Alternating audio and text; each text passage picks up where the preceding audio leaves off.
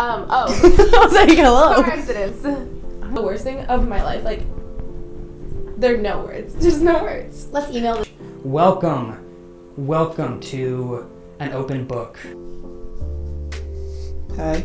But I just never wanted to like hang out with her parents or like meet them because they always just gave me weird looks. So yes.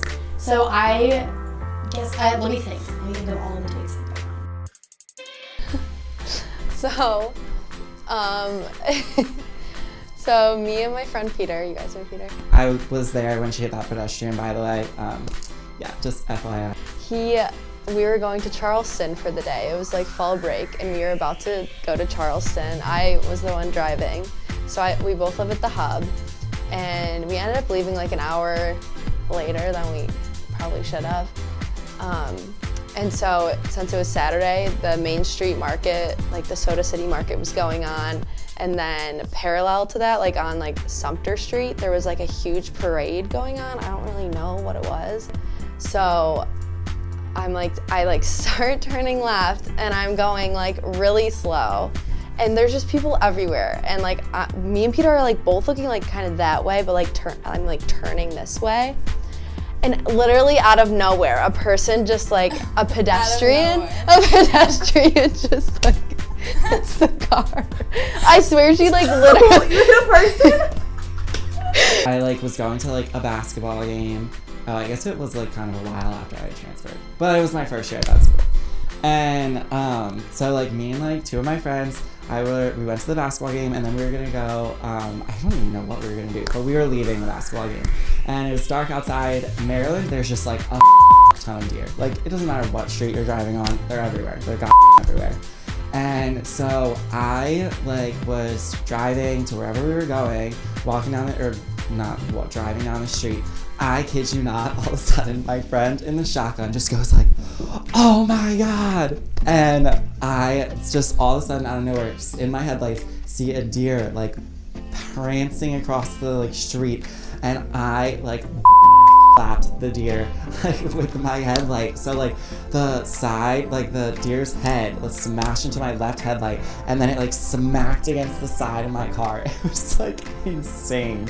So I like pulled over to the side of the road and literally like my one left like headlight was just like shattered, like was falling out of the car. Luckily it was still like attached by wires.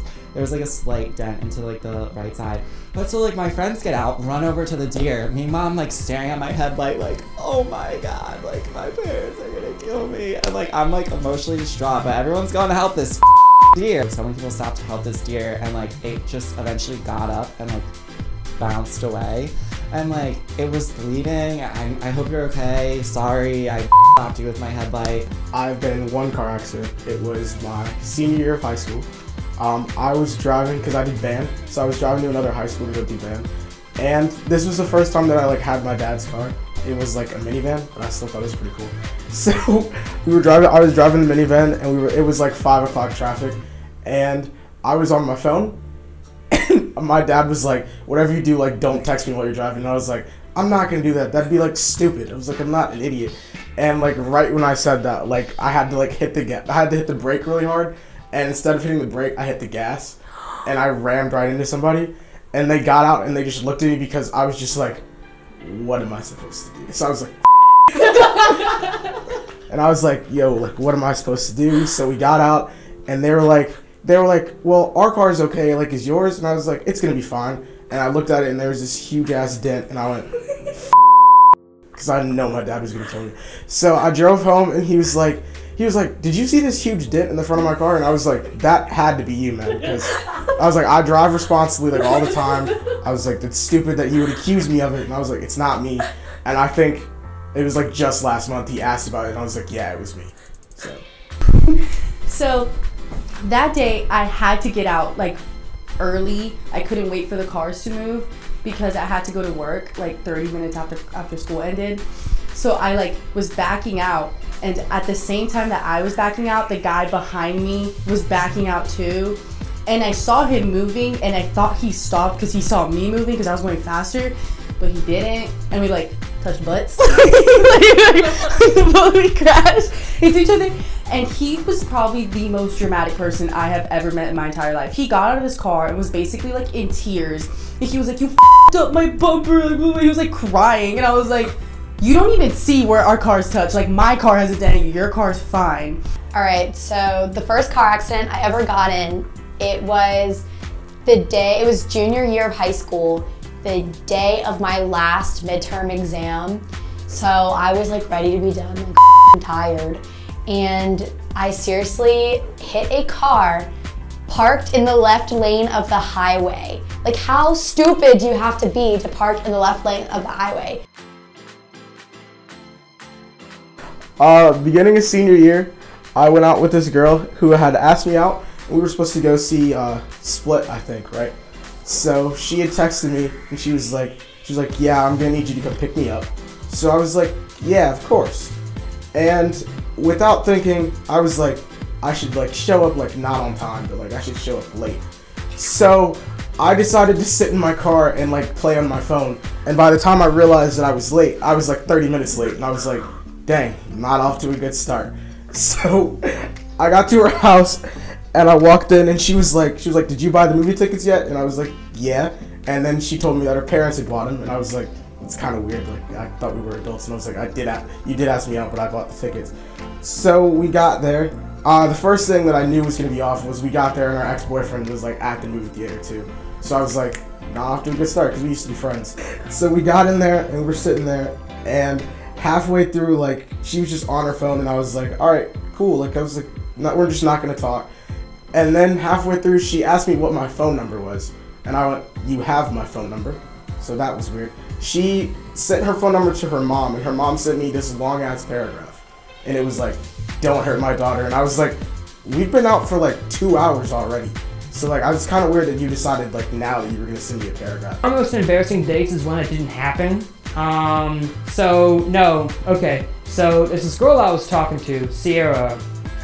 I'm gonna talk about it because she doesn't go to this school anymore, and I'm gonna explain why.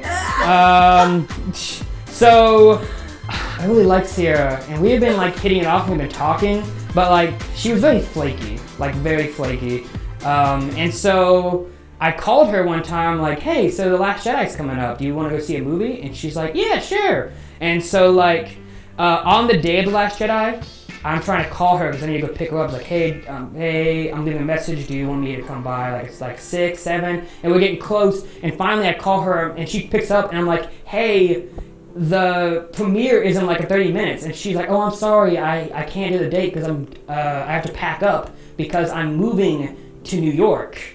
Went,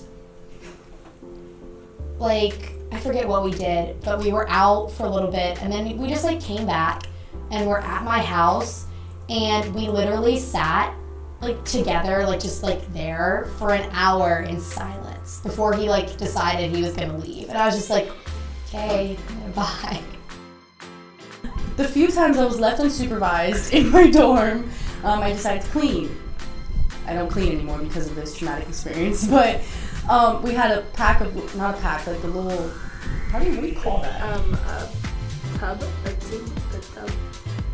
Apparently tub. So we had a tub of the Lysol disinfecting wipes, and we had used them all. There was only one left at the bottom of the little tub or container. Container, that's the word. Okay. There was only one left at the bottom of the container. So I was like, okay, I'll just like reach down and get it in the tub, container, whatever. I'll reach out and get the last wipe. I had my hand stuck in the container, and I like kind of unscrew the top, like the body of it off, so I only had like the top part like stuck on my wrist, and it looked like a ridiculous bracelet. And we went to what was the Roost before it got shut down, and the Roost was known to be like a place where a lot of football players went. This one particular football player that's kind of famous at our school, not gonna name names though because this was really embarrassing, was there. I was just like with my friends, blah blah blah, and everybody freaks out because right, he's this big old football star and whatnot. It wasn't the quarterback, okay, I'm just gonna leave it at that, like, thank God. But just this other like really big name. Like, oh my God, you have to go just say hi to him. And I'm thinking like, I don't think he's cute, like he's just a guy, like I can just go say hi and like strike up a conversation, like it's gonna be fine. But little did I know, like, he had his whole entourage with him. So when I got up there, I was gonna be like, really intimidating. So then, like, I'm like, okay, yeah, I'm gonna do this. I think they put like money on me and whatnot. And I was like, yeah, I'll get the $5. I'm just gonna say hi to this kid, like, it's fine. So I walk up, and they're in an elevated surface, mind you. So they're up there, and they have hella girls surrounding them. So I'm kind of just like, sipping my drink, like, wait, I'm looking up, just waiting for him to like look down and make eye contact so I can like start a conversation. And then he looks down, and I'm like, and then all his buddies look down, and I'm like, oh, like, football players are fucking huge, no? And like, they're on an elevated surface, and I'm down below, and I was like, hey, you're blah blah blah, right? He's like, no. And I knew it was him. Like, I said his name correctly. Like, we looked up a picture before, and he was like, no, I'm not. And I was like, and I literally was like, okay, my friend just wanted me to come over here, and yeah, okay, would you like my drink? Literally, why would anybody take a drink from a stranger, right? Like, that's the first rule of going out. You don't take drinks from strangers. So why would I, for one, offer him my drink? I mean, I just felt like I had to give him something as a peace offering because I was interrupting his life. And then he was like, no. And I was like, okay, bye. And I booked it out. And on the way out, as I booked it, I slipped and fell. And I'm pretty sure he didn't see it.